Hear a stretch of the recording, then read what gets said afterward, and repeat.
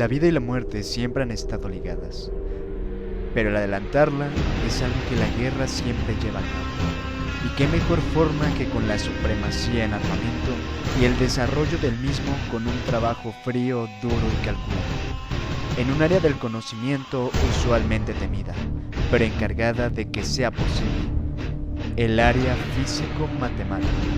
Esto es Armas de la Segunda Guerra Mundial. Durante la Primera Guerra Mundial, los carros de combate fueron empleados por primera vez en el campo de batalla del Frente Occidental, en el que dieron unos resultados por lo general poco satisfactorios. Ello supuso que la mayor parte de los generales franceses terminaran menospreciando su utilidad y considerando que debía cumplir un papel más bien secundario y siempre subordinado al servicio del infante. Los alemanes, por el contrario, actuaron de una manera muy diferente.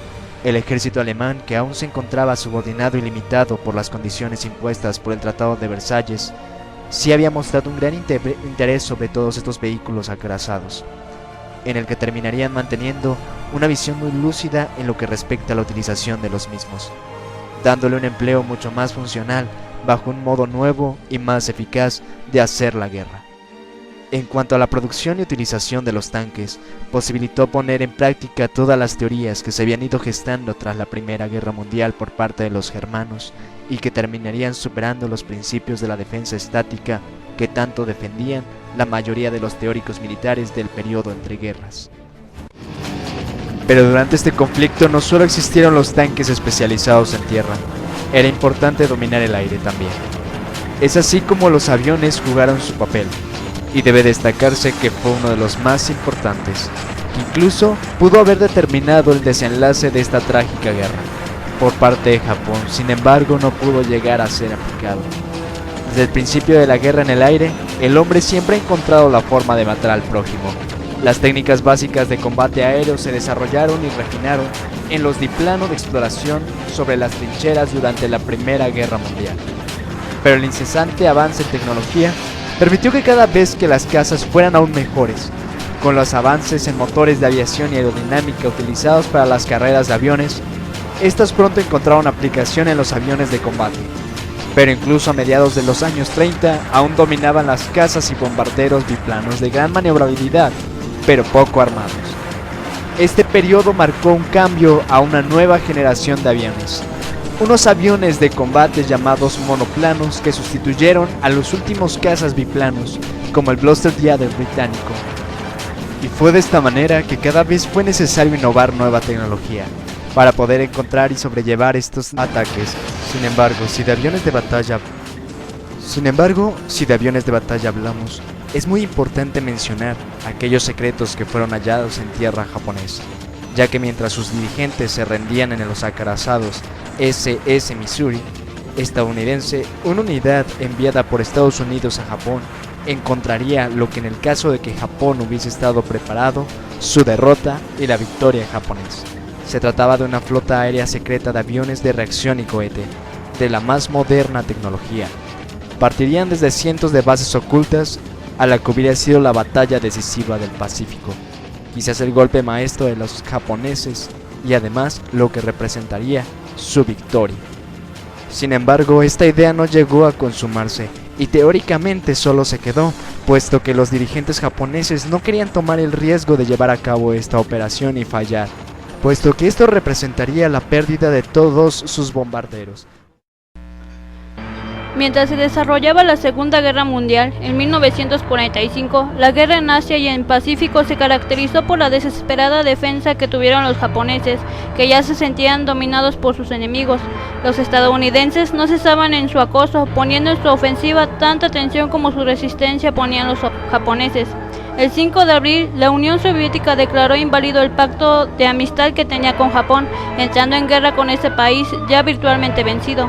La presión aliada se acentuó día a día. El Proyecto Manhattan era el nombre en clave de un proyecto de investigación científico llevado a cabo durante la Segunda Guerra Mundial por los Estados Unidos con ayuda parcial de Reino Unido y Canadá. Cuando Alemania fue derrotada, Japón era la única potencia que hacía peligrar la tranquilidad y la paz en el mundo. Los americanos estudiaron las diferentes posibilidades para acabar con la guerra, pero los métodos convencionales suponían la vida de muchos americanos. El objetivo final del proyecto era el desarrollo de bombas atómicas. El 6 de agosto, la aviación estadounidense lanzó la primera bomba atómica sobre la ciudad japonesa de Hiroshima, destruyendo totalmente la población y causando más de 100.000 víctimas. El 8 de agosto fue arrojada sobre Nagasaki otra bomba atómica, de efectos aún más destructores que la primera.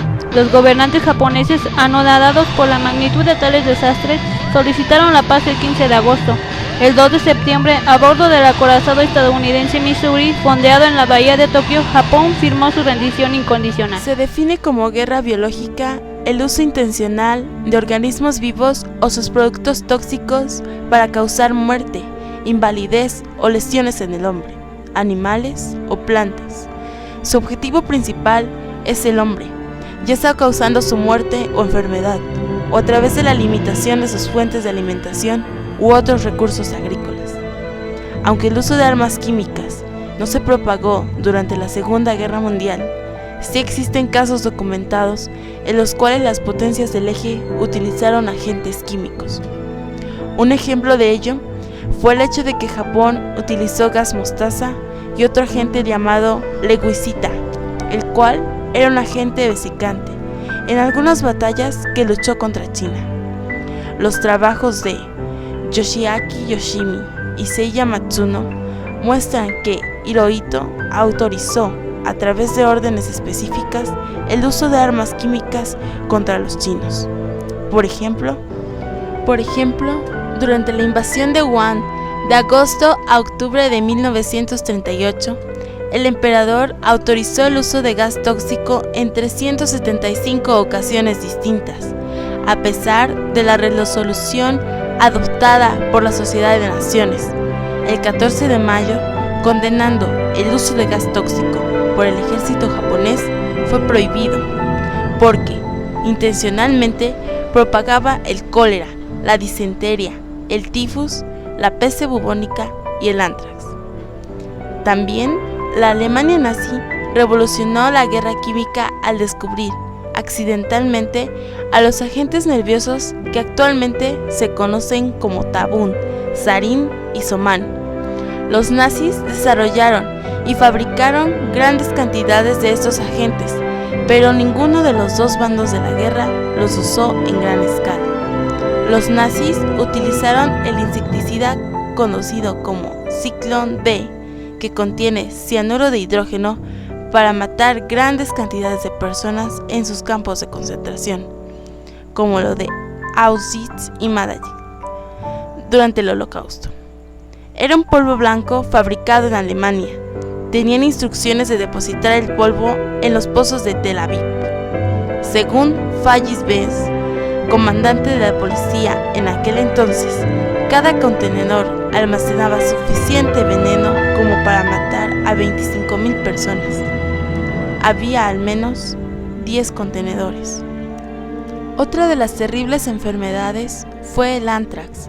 A diferencia de la viruela, la bacteria Bacillus atharasis, agente causal del anthrax, se encuentra naturalmente en muchas regiones del mundo que incluyen Centro y Sudamérica, el Caribe, África, Oriente Medio y algunas regiones de Europa. Esto permite que cualquier grupo militar o terrorista pueda recolectar y almacenar sin mucha dificultad esta bacteria. El anthrax es una enfermedad propia de animales de sangre caliente, pero cuando afecta al ser humano es especialmente maligna. Esta enfermedad se considera como ocupacional, ya que solo la adquieren aquellas personas que están expuestas a animales muertos o sus productos. Los nazis y su afán por controlar al mundo obligaron a los científicos alemanes a producir un conjunto incluso más raro de armas. Imaginaron un bombardero global capaz de volar por el espacio a 20.000 km por hora. Crearon el primer rifle capaz de doblar una esquina. Se le llamó instrumento de cañón curvo. Consistía en una pieza muy pesada de metal añadida al cañón. La creación de cohetes cada vez más sofisticados, bombas llenas de radioactividad que provocarían enfermedades radioactivas y provocarían la muerte. Crearon un arma sónica para matar. el cual consistía poniendo una mezcla de oxígeno y metando en una cámara de resonancia. Esta la prendían y esto creaba una cadena de explosiones de hasta 1500 por segundo, que enviaban un rayo sónico potente y concentrado, amplificado por receptores parabólicos. La presión de este sonido era insoportable. Inventaron un arma de aire capaz de derribar aviones, pero esta fracasó. Hitler mandó a hacer un avión grande, el más grande de sus tiempos. Se le llamó Gigante, capaz de aguantar hasta 24 toneladas de peso, pero fue imposible de volar. Enseguida modificaron los aviones cortándolos a la mitad y añadiéndoles un motor extra. Posteriormente a estos dos aviones se les volvió a unir y se le tomó como nombre el Junker 111Z, el cual funcionó. Los alemanes contaban con la mejor fuerza aérea del mundo. Contaban con el bombardero Junker 88 y el caza Messerschmitt 109. Eran rivales de cualquier aeronave del mundo. Crearon un reactor hecho de madera y su creación sería de bajos costos. Uno se le llamó el Natter, el cual podría volar a 160 km por hora y contaba con explosivos en la punta de la nave. Y si estos fallaban, se le dejaba sellarse dicha nave contra su enemigo. El ejército norteamericano creó el radar, el cual le daría una gran ventaja en la guerra. Esto le servía para identificar a su enemigo. Mientras tanto, Japón se concentró en crear el rayo de la muerte a través de ondas de radio. Se modificó creando el magnetrón de cavidad y a este le fue capaz de crear más energía, el cual se le llamó microondas. Pero ese no se terminó a tiempo, cuando en la Segunda Guerra Mundial se había terminado.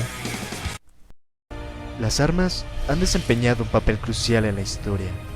Un invento que ha sido elogiado y denunciado. Un invento que ha servido tanto a héroes como a villanos y que conlleva una gran responsabilidad moral. Entender las armas es entender la historia.